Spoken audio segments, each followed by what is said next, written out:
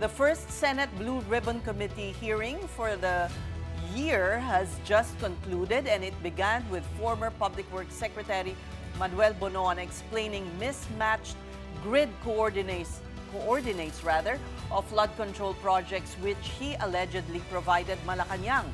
Let's get the details from mobile journalist Merimon Reyes. Merimon, bago tayo pumunta sa Blue Ribbon Inquiry highlights, nakita mo ba yung pag-aresto kina dismissed DPWH engineers Bryce Hernandez at JP Mendoza? Ladies, magandang gabi. Tama yan, kanina lamang umalis na itong array ng mga vehicle kasama ang NBI na bit-bit din itong sina Bryce Hernandez at saka JP Mendoza. Kanina sinerve na rin itong arrest warrant laban sa kanila na nanggaling din sa Sandigan Bayan patungkol nga sa kaso naman ng over 92 billion pesos worth ng flood control project sa Pandi, Bulacan. Ang nasabi rin kanina ni Senate President Tito Sotto nung hindi pa natin nakikita yung actual na pag-serve o pag-i-issue ng arrest warrant, inauthorize na rin na nilang mangyari ito. Kaya naman naging mabilis din itong ang pag-transfer ng custody ng dalawang district engineer. Ladies. Okay, at kung maaalala natin, hindi pinayagan, no? Hindi pinahintulutan tong si Bryce at si JP na sumali sa Witness Protection Program ng DOJ. Tama, si Henry Alcantara pa lang so far dito sa mga nasa kustodiya ang magiging part na ng Witness Protection Program. At ang nasabi naman dito ni Prosecutor General Padulyon, hindi pa raw nagkakaroon, kailangan pa raw asikasuhin yung arrangements para sa transfer ng custody dito naman kay Engineer Alcantara dahil may kailangan pa raw silang ayusin, lalong-lalo na kung saan mananatili itong si Henry Alcantara, lalo pat part na siya ng WPP. At so far naman din, ang nasabi naman ni SP Soto patungkol sa ganitong mga transfer ng custodies kapag mayroong arrest warrants o kaya naman may transfer of custody requests, ibibigay naman daw nila, o ita-transfer naman nila yung mga personalidad. Pero so far sa ngayon, mukhang si Curly Discaya at si DE Henry Alcantara ang mananatili muna sa Senate custody. Saan naman dinala si Bryce at si JP? Hindi na natin actually nasundan and nakita yung pinirmahan na custody transfer ng NBI. Pero kasi ito yung related nga doon sa kaso naman na inilabas din ng Sandigan Bayan tungkol doon sa isang maanumalyang flood control project sa Pandi, Bulacan. And nasasangkot din dito si former Senator Bong Revilla. So maaari kung saan yung korte nakahawak ng kaso na to, doon yung pinakamalapit na pananatilihan muna ni na Bryce Hernandez at JP Mendoza. Okay. Punta naman tayo kay former DPWH Secretary Manny Bonoan, no? Merimon, pagising natin, headline na siya sa papel, nandito na raw sa Pilipinas. Ano ba yung backstory doon? Ano rin yung sinabi niya tungkol sa supposedly mali daw, sinadya daw mali yung coordinates na sinabmit sa Pangulo? Actually, yun nga yung isa sa pinaka-inaabangan natin. Ang nasabi kasi ni Senate Blue Ribbon Chair Ping Lacson at Senate President Pro Tempore na kung sakali tinitignan nila yung options kung maaari bang mag-participate itong si Secretary Bonoan via a virtual conference platform, pero ang limitations noon dapat daw either nasa embassy or nasa consulate kung saan daw maaaring mag-take ng oath itong pinaka-secretary. Pero dahil umuwi naman ng Pilipinas nitong Sunday, Secretary Bonoan, present siya kanina at ang sinasabi niya mayroon siya mga kinailangan na attendan na medical procedures, yung sa pamilya niya rin overseas. Pero kanina, ibinahagi ni Secretary Bonoan na yung mula noong nagkaroon ng instructions si Pangulong Bongbong Marcos na kailangan mag-submit ng kompletong listahan ng mga completed flood control projects, nagkaroon siya ng pag-i-instruction din kay former DPWH Sec Maria Catalina Cabral na mag-compile o mag-collate ng mga impormasyon. Yun nga lang, itong mga coordinates kasi na nakuha na ng access din nila, ito yung MIPS coordinates, ito yung multi-year programming and scheduling coordinates, ito yung during the planning stage kapag lumabas na yung GAA, yung mga coordinates ng mga ahensya kung saan ipaplato ilalagay yung mga infra projects.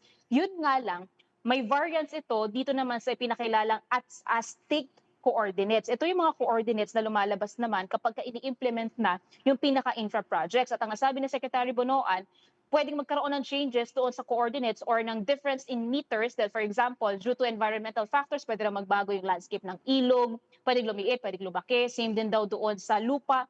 Kaya pwedeng nagkakaroon ng pagkakaiba doon sa variances nung pinaka-coordinates. Yun nga lang, ang sinasabi rin dito ng DPWH dahil dito sa development na to, mukhang kakailangan nilang mag-backtrack, mag-restart doon sa mga na-validate na nilang mga flood control projects na natag na nila as ghost flood control. At so far kasi over 10,000 na yung kanilang na-monitor, kaya mukhang kakailanganin nilang ulitin yung proseso dahil baka mali lang daw yung coordinates o location nitong mga proyekto. Pakinggan natin ang bahagi ng pagdinig. No, but this is very clear na meron kayong allocated amount No. at nagsasubmit sila ng project sa inyo at binibigyan kayo ng kickback. Wala ho ako. 10%, 15%, and pag sinuma ho natin lahat yan, aabot yan to 2.2 billion pesos. I completely deny, Your Honor. I don't have any allocable amount.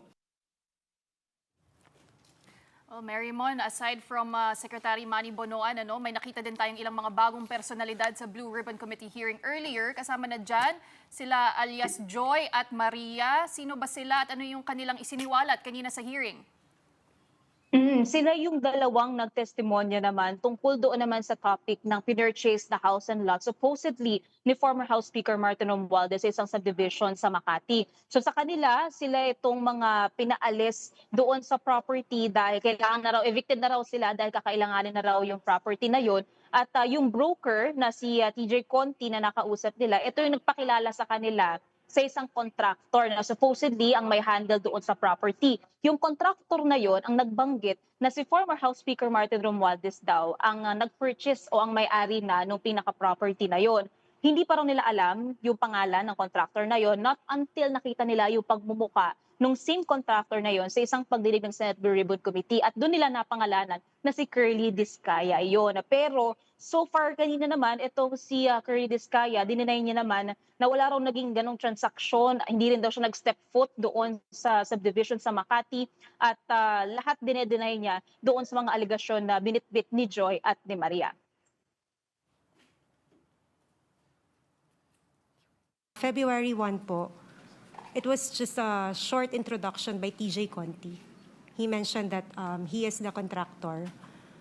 And then February 2, medyo nagtagal po kasi nakiusap na nga kami na we really cannot matanggal lahat ng mga gamit dahil sa sobrang dami. And he also mentioned to us na contractor ako dito eh.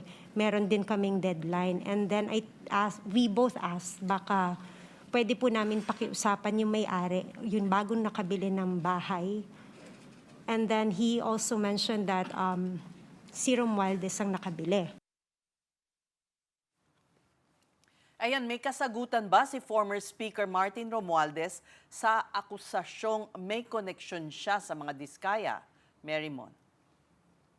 So far, pagdating dito sa dating House Speaker, ang sinasabi niya rin mga baseless ulit yung mga akusasyon o yung mga alegasyon na na-bring up dito sa pagdinig. Yun nga lang kanina rin kasi medyo naging maikli yung discussion sa Senate Blue Ribbon Committee tungkol doon mismo sa pagpupurchase nitong supposed house and lot. Kaya ang sinasabi dito ni Senator Ping, since nagkaroon din ng denial from the side of Curly Discaya, gagamitin na lang daw nila ito bilang lead, supposedly to investigate pa yung connection, kung mayroong direct connection, itong si Curly Discaya doon kay dating House Speaker Martin Romualdez. So far doon nasara yung usapin na tungkol dito sa dalawang nagtestigo at tungkol doon sa pinurchase na house and lot. Dapat yung broker imbitahin din nila. Wala dun eh. Alright. Oo, Seth, may nabanggit nga rin na ibang pangalan. Doon kasi sa deed of sale, hindi rin nakapangalan talaga specifically itong si House Speaker Martin Romualdez. Ang nakalagay din doon parang isang kumpanya rin, pero titignan natin sa susunod na pagdinig ng Blue Ribbon kung magkakaroon ulit ng pagpapatawag pa dito sa mga nabanggit na pangalan. Okay, maraming salamat sa iyo, mobile journalist Mary Mon Reyes reporting to us live from the Senate.